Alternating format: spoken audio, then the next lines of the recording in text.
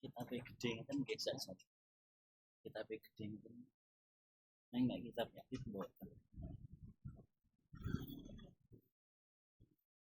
Mboten wonten boten sak ngeten.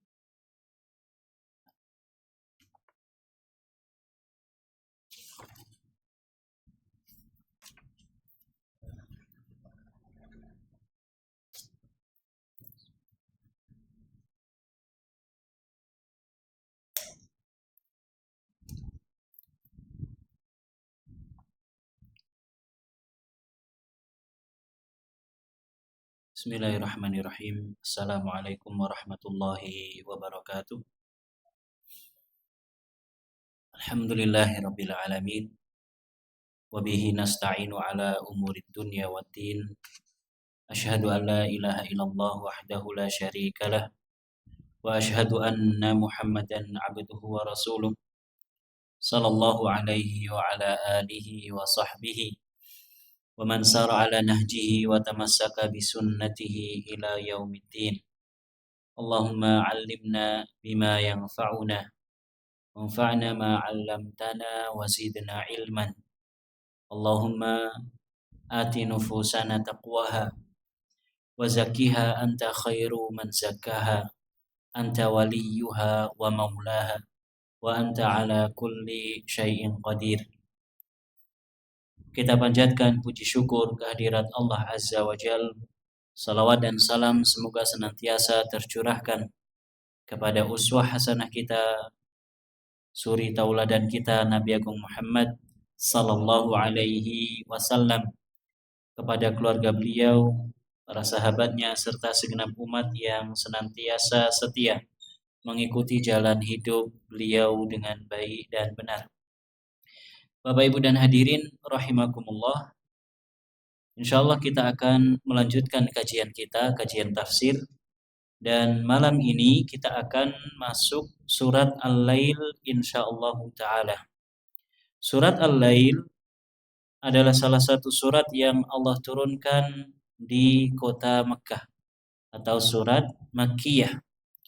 Dan surat ini kurang lebih isinya sama dengan surat-surat yang Allah turunkan di Mekah, menceritakan tentang keagungan Allah Subhanahu wa taala, kemahabesaran Allah Subhanahu wa taala, di mana Allah menciptakan makhluk-makhluk yang luar biasa, yang jumlahnya sangat banyak, yang ukurannya, kekuatannya sangat luar biasa.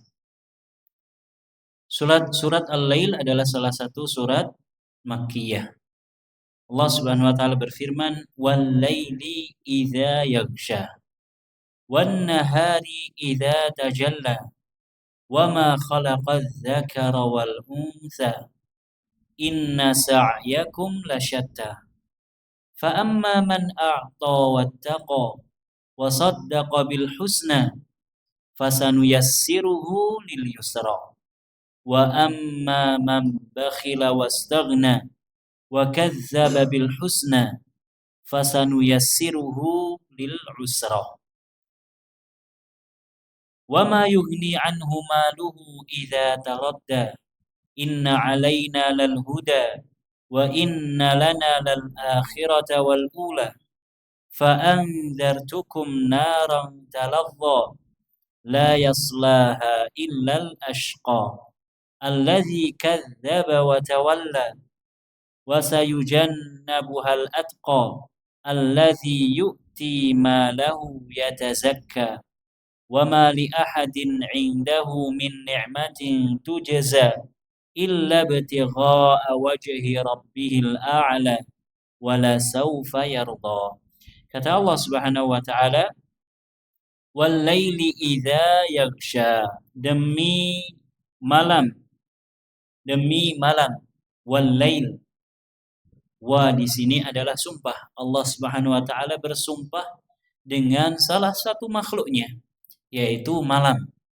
Malam hari adalah salah satu makhluk Allah Subhanahu wa taala. Malam hari adalah salah satu tanda keagungan Allah Subhanahu wa taala. Dan Allah Subhanahu wa taala bersumpah dengan apa saja dan siapa saja dari kalangan makhluknya. Dan setiap makhluk yang Allah jadikan sebagai objek sumpah, maka makhluk tersebut memiliki kedudukan di sisi Allah Subhanahu wa taala. Di antaranya adalah waktu malam. Wal laili idza yaghsha. Demi malam apabila menutupi. Demi malam apabila menutupi, yaitu menutupi terangnya cahaya siang hari. Wan nahari idza tajalla. Dan demi siang apabila dia bersinar terang benderang. Pergantian siang dan malam adalah juga merupakan salah satu keagungan Allah Subhanahu wa taala. Salah satu tanda kemahabesaran Allah Subhanahu wa taala. Coba bayangkan Pak, sekarang kita maghrib jam berapa? Jam 6 lebih. Jam 6 lebih. Subuh jam 4 lebih sekian. Di waktu-waktu tertentu maghribnya lebih awal. Jam 6 kurang. Kemudian subuhnya lebih akhir. Hampir setengah 5 atau bahkan setengah 5. Di belahan bumi yang lain, misalkan saat ini di belahan bumi bagian utara, mereka subuhnya akhir. Sedangkan malamnya sangat awal, sangat cepat.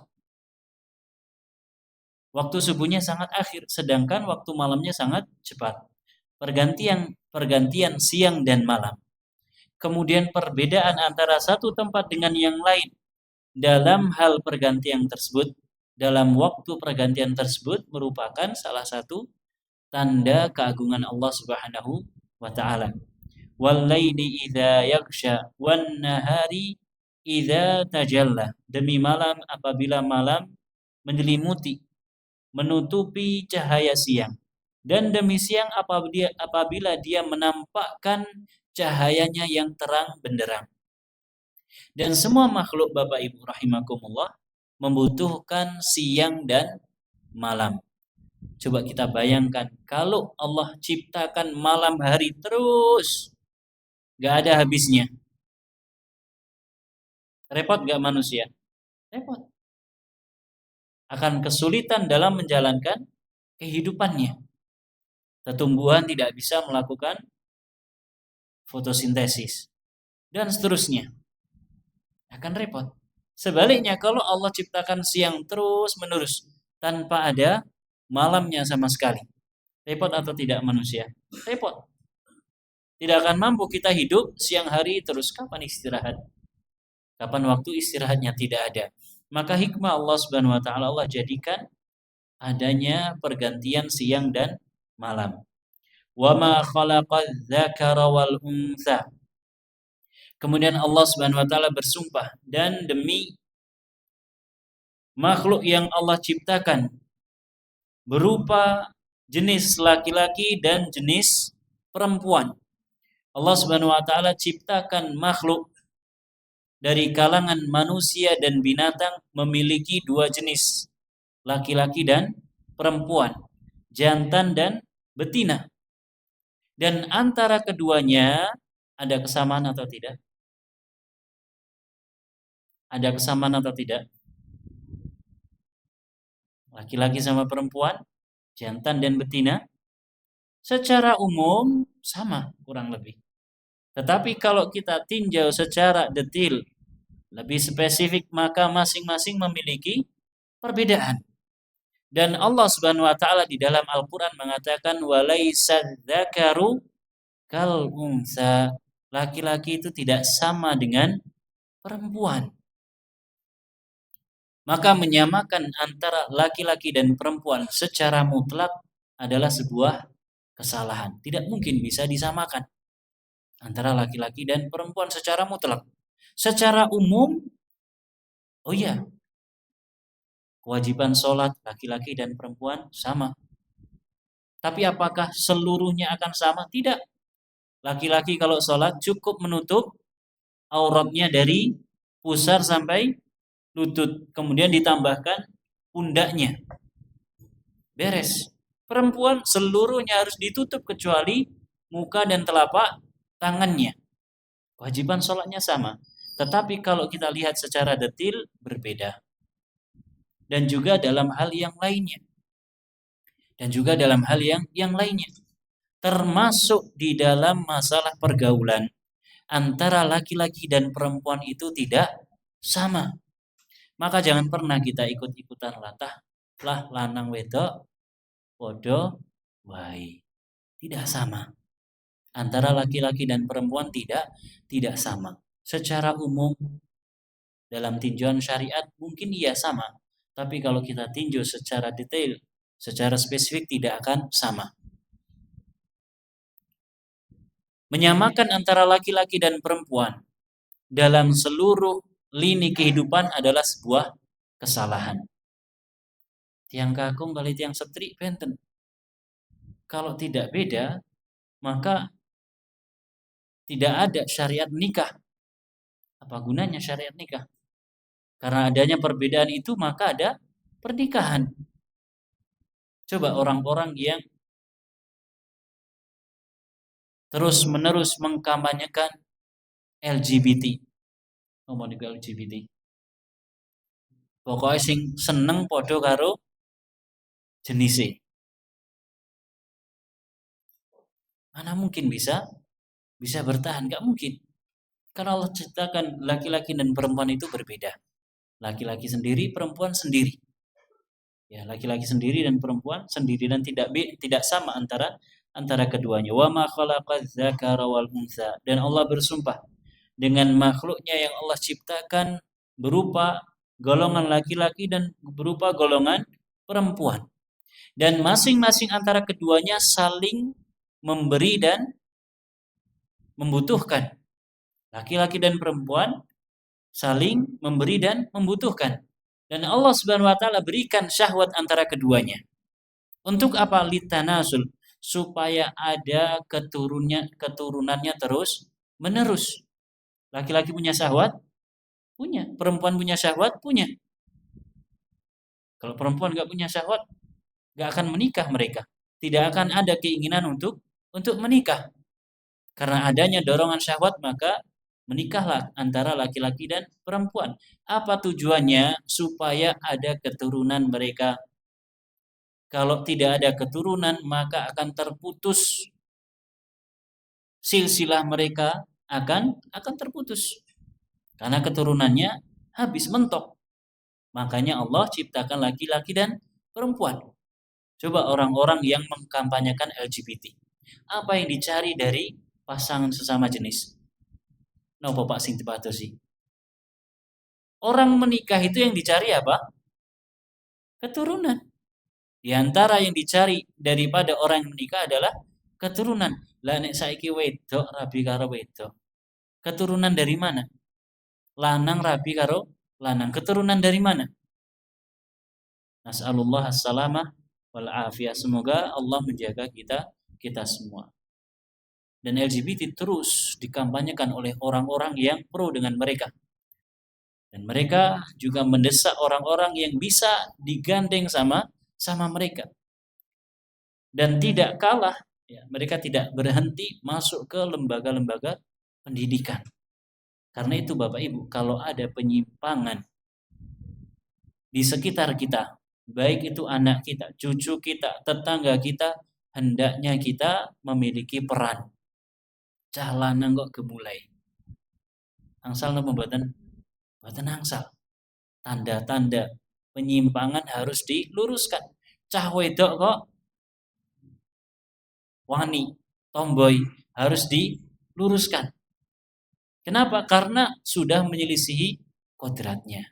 Walaisa dzakaru kal untha. Laki-laki itu tidak sama dengan perempuan, harus dibedakan antara keduanya. Inna sa'yakum lasyatta. Sesungguhnya usaha kalian memang berbeda-beda. Apa bentuknya? Di antaranya adalah fa'amma man a'ta wattaqa. Adapun orang yang memberikan hartanya di jalan Allah dan dia bertakwa, wasaddaqa bil husna, dan dia membenarkan adanya pahala yang terbaik. Usaha manusia satu dengan yang lainnya pasti berbeda-beda. Jangankan kita yang jauh dari masa-masa kenabian Muhammad sallallahu alaihi wasallam. Para sahabat Nabi yang menemani Nabi Muhammad sallallahu alaihi wasallam, mereka saja bertingkat-tingkat dan berbeda-beda di dalam masalah amal. Berbeda-beda. Tidak sama antara Abu Bakar dengan Ali bin Abi Thalib, Abu Bakar dengan Umar, Abu Bakar dengan Utsman. Mereka memiliki kualitas dan tingkatan amal yang berbeda-beda, bermacam-macam. Contohnya, satu ketika Nabi Sallallahu Alaihi Wasallam pernah memberikan tawaran untuk bersedekah. Maka datanglah Umar bin Khattab sembari membawa separuh harta yang dia miliki. Katakan dia punya harta 1 miliar. Berarti berapa separuhnya? 1 miliar 500 juta. Nah, 500 juta nih lek arupi duit kinten-kinten pinten karo. Tergantung duitnya. Lah nek 2000-an. Nek 2000-an mungkin sak gudang. Umar bin Khattab membawa separuh hartanya kepada Nabi sallallahu alaihi wasallam.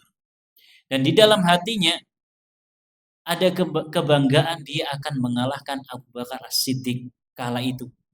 Kenapa? Karena dia punya harta banyak dan dia akan infakkan separuhnya untuk berjihad di jalan Allah Subhanahu wa taala.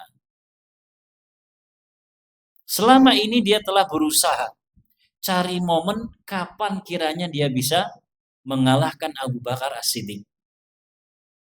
Ternyata Abu Bakar As-Siddiq membawa seluruh hartanya kepada Rasulullah Sallallahu Alaihi Wasallam. Dan ternyata Umar bin Khattab tidak jadi bisa mengalahkan Abu Bakar As-Siddiq. Seluruh hartanya dibawa kepada Nabi, wahai Nabi, ini seluruh harta saya yang saya miliki.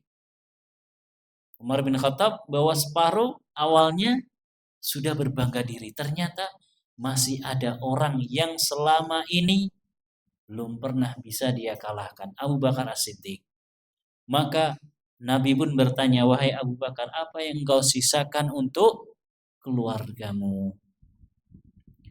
Jawaban Abu Bakar As-Siddiq, yang aku sisakan untuk mereka adalah Allah dan Rasulnya. Nanti akan diberikan ganti oleh Allah Subhanahu wa taala.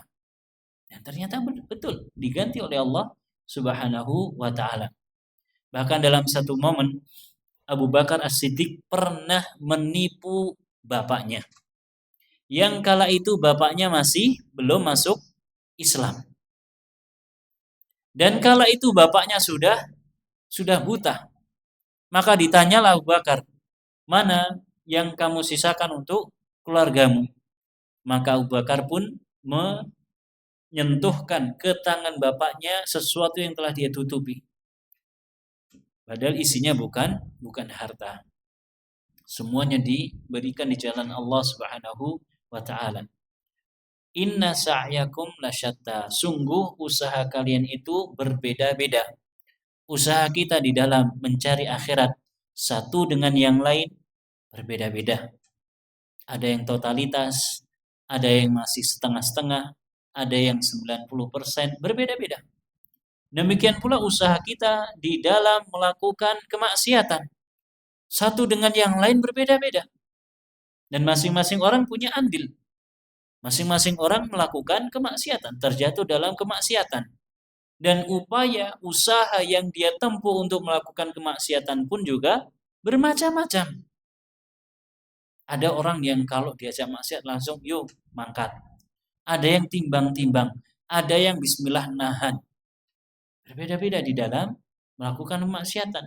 Demikian pula usaha kita untuk mendapatkan bagian dunia. Berbeda-beda. Ada yang pengusaha, wonten Pak sing pengusaha. Ada yang pegawai. Ada yang penting bisa hidup setiap hari. Yang penting setiap hari cukup. Syukur-syukur lek luweh. Ada yang semacam itu. Beda-beda. Fa amma man a'ta wattaqa. Kata Allah Subhanahu wa taala, adapun orang yang dia mau memberikan apa yang dia miliki, dia mau menginfakkan sebagian hartanya di jalan Allah Subhanahu wa taala, wattaqa, dan dia adalah orang yang bertakwa. Ini adalah poin penting. Terkadang orang berinfak, terkadang orang berbagi, berdonasi, namun ketakwaannya kepada Allah Subhanahu wa taala tidak ada. Maka orang yang semacam ini tidak ada manfaatnya apa yang telah dia keluarkan. Dan pernah kita contohkan seperti orang-orang kafir, orang-orang non-Islam yang melakukan misalkan amal apa Pak? Amal jariah. Buat apa? Open donasi, buat amal sosial misalkan. Namun karena mereka tidak memiliki ketakwaan kepada Allah, karena mereka non-muslim, tidak akan ada manfaatnya. Maka harus ada syarat ini, ketakwaan.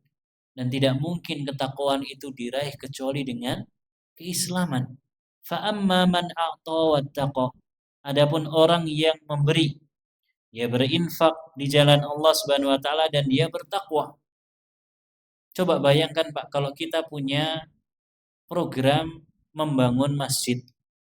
Kita punya proyek bangun masjid. Kemudian ada orang non-Islam tanya, seumpama saya ikut bantu nyumbang boleh nggak? Nyumbang pasir boleh nggak? Semen boleh nggak? Boleh? Mendang dadi musite. Boleh saja. Boleh. Tapi di akhirat nanti Allah tidak akan berikan balasannya. Di dunia Allah akan segerakan balasannya. Minimal akan dapat ucapan terima kasih dari kita sebagai panitia pembangunan. Minimal akan ada ucapan terima kasih. Minimal nama dia akan kita sebutkan. Alhamdulillah kita dibantu sama fulan, non-muslim, tapi mau bantu kita. Atau dia akan dihormati kalau datang ke kampung yang ada pembangunan masjid tersebut, akan dihormati, Pak, disegani. Tapi di akhirat tidak akan mendapatkan apa-apa. Kenapa? Karena dia tidak memiliki ketakwaan. Dan ketakwaan tidak mungkin diraih kecuali dengan Islam. Ya ayyuhalladzina amanu taqullaha haqqa tuqatih wa la tamutunna illa wa antum muslimun. Wahai orang-orang yang beriman, bertakwalah kalian kepada Allah dengan sebenar-benarnya. Dan janganlah kalian mati kecuali dalam keadaan Islam. Mereka mau sedekah, mau ngasih, mau ini, mau itu, boleh, silahkan. Boleh. Yang penting kita yang dikasih keimanan kita tidak goyah. Keimanan kita tetap kokoh. Dikasih uang 200.000 kemudian diajak besok hari Minggu ke gereja mau. Nah ini goyah keimanannya. Mereka mau ngasih boleh, kita terima. Tidak masalah. Sebagai bentuk hadiah. Namun ingat di akhirat kelak mereka tidak akan mendapatkan apa-apa. Di dunia Allah akan balas. Allah tidak akan sia-siakan. Orang yang berbuat baik tidak akan Allah sia-siakan. Tapi di akhirat tidak akan ada balasan untuk mereka. Kalau mereka kasih kita, Pak masuk Islam aja Pak. Biar enggak sia-sia, biar nanti di akhirat Bapak bisa dapat balasan. Sayang Bapak donasi banyak tapi syarat untuk loginnya tidak ada. Ya, sayang, sia-sia Pak nanti. Wa qadimna ila ma amilu min amalin faja'alnahu haba'an manthura. Kata Allah Subhanahu wa taala, akan kami datangkan amalan-amalan yang dulu mereka kerjakan di dunia. Lalu kami jadikan amalan-amalan tersebut setelah mereka melihatnya haba'an manthura, seperti debu yang bertebaran, tidak dihargai oleh Allah Subhanahu wa taala di akhirat kelak. Fa amma man a'ta wattaqa wa saddaqa bil husna, dan dia membenarkan pahala yang terbaik yaitu surga. Selain seseorang tatkala melakukan amal kebajikan, dia harus bertakwa, dia harus seorang muslim. Selain itu dia juga harus meyakini bahwasanya balasan yang terbaik adalah surga. Di dalam surga terdapat kenikmatan-kenikmatan yang luar biasa yang belum pernah sama sekali kita melihatnya. Mala ainun ra'at wala udhunun sami'at wala khatara ala qalbi bashar. Kata Nabi, kenikmatan surga itu belum pernah dilihat oleh mata manusia. Di surga ada bidadari. Di dunia ada bidadari mboten, Pak? Wonten apa mboten? Tiang setir sing wayu pol wonten apa mboten? Wonten? Nate mirsani napa mboten? Selain bojone jenengan, selain garwane jenengan. Wonten? Jujur mawon. Wonten. Wayune kaya widodari. Pol-polan bojoku wae kalah. Wah, aja ngasih krungu bojone sing ning omah. Pol-polan bojone. Ayune pol-polan mentok misalkan. Nanti di surga Allah akan berikan bidadari yang lebih dari itu semua. Belum pernah kita memandangnya. Termasuk istri kita nanti di surga akan dijadikan bidadari. Wala udhunun sami'at, kenikmatan yang belum pernah didengarkan oleh telinga manusia. Karena kenikmatan ada yang sifatnya dilihat, ada yang sifatnya didengarkan, ada banyak macamnya. Dan mendengar itu termasuk kenikmatan. Jenengan paling ruwemen midhangetaken tembang napa? Tembang napa, Pak? Tenang ngoten raosipun. Nggih. Kenikmatan mendengar. Ada yang suka dengerin pop, dangdut, apa malih, keroncong. Ada yang sukanya mendengarkan suara plus. Ada yang suka mendengarkan suara alam, suara burung, suara jangkrik, suara gemericik air. Ya kan, sebagian orang di rumahnya dikasih suara-suara semacam itu, mendatangkan ketenangan.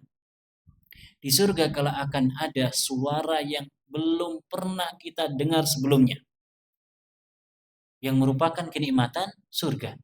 Ini yang dilihat, ini yang didengar, belum lagi yang disentuh, belum lagi yang dicium, belum lagi yang dirasakan dengan lidah kita. Banyak sekali kenikmatan surga. Wala khatara ala qalbi bashar, dan belum pernah sama sekali terlintas di benak manusia. Sak pol-poli kita membayangkan kenikmatan surga, tidak akan pernah bisa menggambarkan surga itu. Allah sebutkan misalkan di dalam Al-Quran di antara buah surga. Napa Pak? Di antara buah surga. Pisang ada dalam Al-Quran. Selain itu, anggur, buah kok. Ruman, pirsa mboten ruman. Delima. Kita di dunia tahu ini pisang, ini anggur, ini delima, ini kurma, ini zaitun, ini tin. Kita tahu. Dan di surga nanti ada. Namun apakah hakikatnya sama? Tentu tidak. Kita beli misalkan anggur yang paling super. Sekilo harganya 150.000. Biasanya kita cuma beli yang 22.000. Kayak ngene 22.000. Tak tuku sing regane 150.000 sing super. Sekilone 150.000. Kira-kira kayak ngene anggur surga? Tidak. Lebih dari apa yang kita bayangkan dan kita lihat. Itu kenikmatan surga. wa saddaqa bil husna, dan semuanya harus kita benarkan. Semuanya harus kita imani. Meskipun mungkin akal kita tidak mampu untuk mencernanya. Karena itulah titik keimanan. Kalau semuanya masuk akal, tidak perlu kita beriman. Kalau semuanya bisa kita lihat, kita dengar, apa gunanya keimanan? Keimanan itu adalah ujian hati. Yang membenarkan adalah hati kita. Wa saddaqa bil husna fasanuyassiruhu lil yusra. Orang yang semacam ini sifatnya. Dia memberi, dia berinfak, dan dia dasari itu semua dengan ketakwaan. Dan juga dia membenarkan adanya surga. Maka Allah akan mudahkan untuknya jalan kemudahan. Allah akan mudahkan dirinya untuk menempuh jalan-jalan kemudahan, jalan-jalan kebaikan. Namun sebaliknya, wa amma man bakhila wastaghna. Adapun orang-orang yang bakhil niku napa? Medit. Orang-orang yang bakhil. Wastaghna, dan dia merasa dirinya cukup. Dia merasa dirinya kaya. Wa kadzdzaba bil husna, ditambah lagi dia mendustakan pahala yang terbaik. Dia tidak memiliki keimanan terhadap surga, terhadap akhirat. Fasanuyassiruhu lil usra. Maka orang yang semacam ini kelak Allah akan siapkan baginya jalan yang sulit. Allah akan mudahkan dirinya untuk menempuh jalan yang sulit, jalan yang sukar. Ini ayat 1 sampai 10 dari surat Al-Lail. Bapak Ibu dan hadirin rahimakumullah, barangkali kita baca penafsiran dari Syekh Abdurrahman Ibn Nasir As-Sa'di rahimahullah. Kata beliau, wal laili idza yaghsha wan nahari idza tajalla. Hadza qasamun minallahi bizzaman alladzi taqa'u fihi af'alul ibadi ala tafawuti ahwalihim. Ayat 1 dan ayat 2 ini di dalamnya ada sumpah dari Allah Subhanahu wa taala. Allah Subhanahu wa taala bersumpah dengan zaman, dengan waktu, yang mana di dalam waktu manusia, amalan-amalan manusia itu terjadi. Kita kalau beramal, kita kalau melakukan aktivitas, kita butuh dua hal. Napa? Waktu dan tempat. Waktu dan tempat. Dan dua hal ini, terutama waktu, dia tidak akan mungkin bisa terulang. Saat ini lek jenengan angsal undangan. Kemudian di undangan itu tertuliskan waktu dan tempat. Waktu jam sekian, tanggal sekian hari ini, kemudian tempatnya di sini. Kok jenengan telat nembe kemutan nginjangi. Saged napa mboten? Wah, wis kliwat. Wis wingi. Tidak bisa terulang. Dan ini yang Allah isyaratkan di dalam surat Al-Asr. Wal asri innal insana lafi khusrin. Waktu itu adalah harta yang dimiliki oleh seorang mukmin. Kalau waktu tersebut terlewat, maka sudah. Tidak akan pernah bisa kembali. Kita yang sekarang berusia 40 tahun, saged napa mboten Pak bujang malih? Saged napa mboten? Tidak bisa. Kita yang sudah menginjak 45 tahun, nggak bisa kita berusia 25 tahun lagi. Jangankan berusia 25 tahun lagi, memiliki kekuatan seperti layaknya dulu ketika kita masih di 25 tahun pun sudah tidak bisa. Makan redak. Gitu. Telat makan sedikit, redep. Telat tidur sedikit, pusing pas bangun. Padahal dulu-dulu saya nggak seperti itu. Iya, itu dulu. Itu dulu. Dan ternyata dari sekian banyak, sekian panjang waktu kehidupan yang telah kita lewati ini ternyata banyak yang terbuang sia-sia. Makanya banyak sekali Allah bersumpah di dalam Al-Quran tentang waktu. Wal-laili idza yaghsha wan nahari idza tajalla. Seakan-akan Allah memberikan isyarat kepada kita pentingnya menjaga waktu. Jangan sampai waktu kita terbuang sia-sia. Banyak di antara kita yang getun niku napa? Gelo. Menyesal. Wah, tahu gini dulu pas saya usia segini saya ini, saya itu. Tahu gini dulu saya ambil jurusan ini. Tahu gini dulu saya pergi ke sana. Menyesal dan tidak bisa terulang kembali.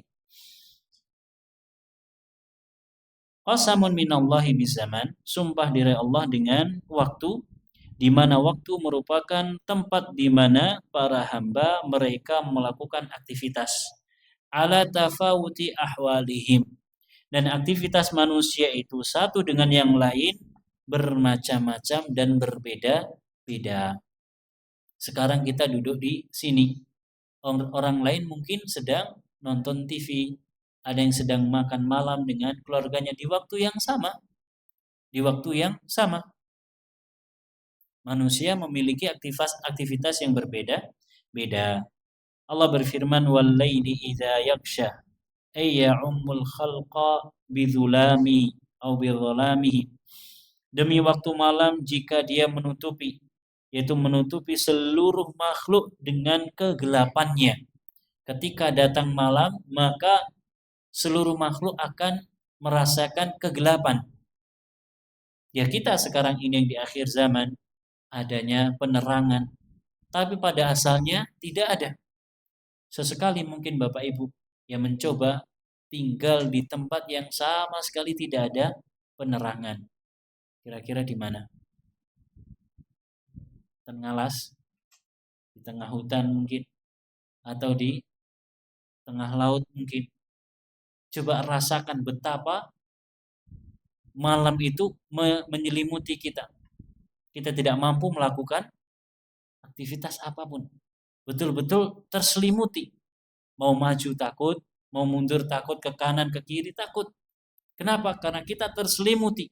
Seakan-akan kita di dalam kurungan yang menutupi kita. Karena seluruh makhluk tatkala datang malam pada asalnya mereka akan tertutupi dengan gelapnya. Dan perlu dicoba ya, sesekali datanglah ke tempat-tempat yang gelap supaya kita bisa merasakan nikmatnya terang di malam hari. Jalanan kita, Masya Allah, semuanya terang, jalanannya halus, ada lubang sedikit langsung ditambal. Coba sesekali ke daerah-daerah yang gelap, penerangannya kurang, kita akan merasakan nikmatnya. Subhanallah, selama ini kita tinggal di tempat yang nikmat, terang, malamnya terang, jalan aman. Fayaskunu kullun ila ma'wahu wa maskanahu, ila ma'wahu wa maskanihi. Masing-masing makhluk tatkala datang malam hari, dia akan yaskun, dia akan menempati tempat tinggalnya, tempat pulangnya dan rumahnya. Semua orang kalau datang, atau maaf, semua makhluk kalau datang waktu malam akan kembali pulang dan mencari ketenangan. Dan ini adalah normalnya makhluk.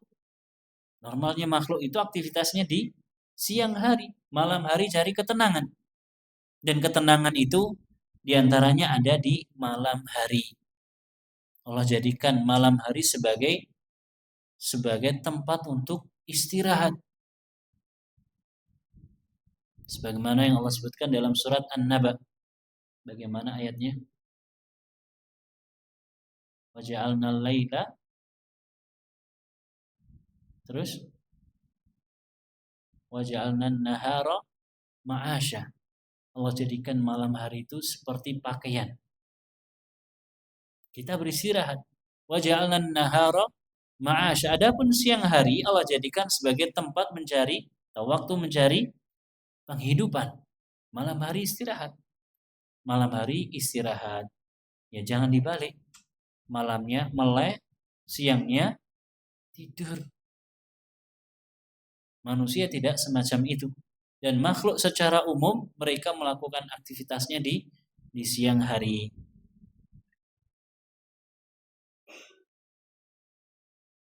Bapak Ibu dan hadirin rahimakumullah. Ketenangan itu ada pada 3 hal. Yang pertama malam hari. Kemudian yang kedua rumah tempat kita tinggal. Makanya rumah itu istilahnya adalah maskan, tempat tinggal atau sakan. Kemudian yang ketiga adalah pasangan hidup. Pasangan hidup. Allah jadikan 3 hal ini sebagai sebab ketenangan. Malam hari, tempat tinggal dan pasangan hidup. Allah katakan di dalam surat biasanya ditulis di undangan itu surat apa? Wa min ayatihi surat Ar-Rum. Surat Ar-Rum. Ya. Litaskuna ilaiha, supaya kamu tenang bersamanya. Karena memang pasangan itu ya tujuannya untuk menjadi penenang bagi pasangannya. Wa yastarihul ibadu minal kaddi wat ta'abi. Dan Allah jadikan malam hari sebagai tempat untuk istirahat para hamba dari kepayahan dan rasa capek. Wan nahari idza tajalla. Dan demi waktu siang jika dia bersinar terang. Lil khalqi, untuk para makhluk, fastadau binurihi, sehingga makhluk mereka bisa mendapatkan cahaya. Dia bisa mendapatkan penerangan dari cahaya siang hari. Wan tasharu fi masalihihim. Kemudian mereka bisa menyebar untuk mencari sesuatu yang mereka butuhkan, mencari kemaslahatan yang mereka butuhkan. Wallahu taala a'lamu bishawab. Bapak Ibu dan hadirin rahimakumullah, ini yang mungkin bisa kita baca di malam ini. Insyaallah kita lanjutkan pada pertemuan yang mendatang. Wallahu taala a'lam bishawab. Mohon maaf kiranya ada kesalahan dan kekurangan. Kita akhiri dengan membaca doa kafaratul majlis. Subhanakallahumma wa bihamdika asyhadu an la ilaha illa anta astaghfiruka wa atubu ilaik. Wa sallallahu ala nabiyyina Muhammad wa ala alihi wa sahbihi wa sallama tasliman katsira. Wassalamualaikum warahmatullahi wabarakatuh.